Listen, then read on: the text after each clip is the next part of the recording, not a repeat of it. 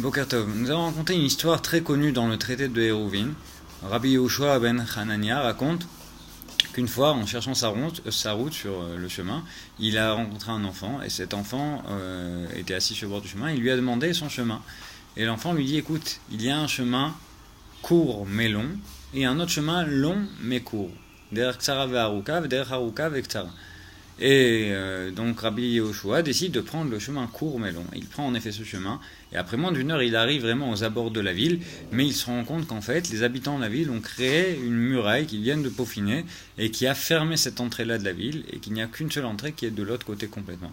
Et donc il revient sur ses pas, il retrouve l'enfant, et il lui dit, mais tu m'as pas dit que ce chemin était court.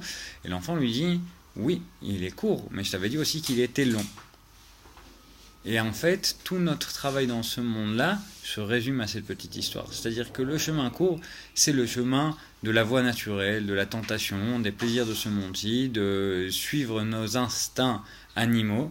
Et ce chemin paraît très court parce qu'en effet, on a l'impression d'obtenir une satisfaction immédiatement. Mais c'est un chemin très long parce qu'il ne nous permet pas d'arriver à notre objectif qui est de profiter de la lumière divine, du cadeau d'Hachem. Et on va devoir passer par des étapes de réparation, si on part de ce monde des Gilgulim et des réincarnations, et des étapes après étapes, avant de pouvoir retrouver notre chemin et d'arriver à bon port.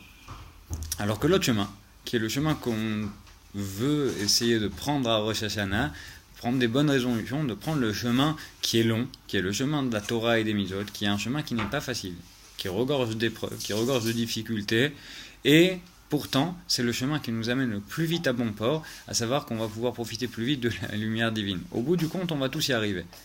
La question, c'est juste combien de temps ça va nous prendre, et chacun choisit son chemin. Et le Ben Ishraï qui plus est nous rajoute autre chose, c'est-à-dire qu'il nous raconte un secret qui est comment profiter quand même du chemin, même si ce chemin est long et plein d'épreuves. Eh bien, il nous explique, et c'est connu dans les écrits du Harizal, que la base de la simcha, de la mitzvah, la joie dans les mitzvot, est ce qui va nous permettre de bénéficier d'une parcelle de la lumière qui nous est promise et qui nous est due déjà ici, aujourd'hui. Donc, Ezrat Hashem, quand on prend ces bonnes résolutions, le faire avec de la simcha, avec beaucoup de joie, et qu'on n'ait que des bonnes nouvelles. Bonne journée.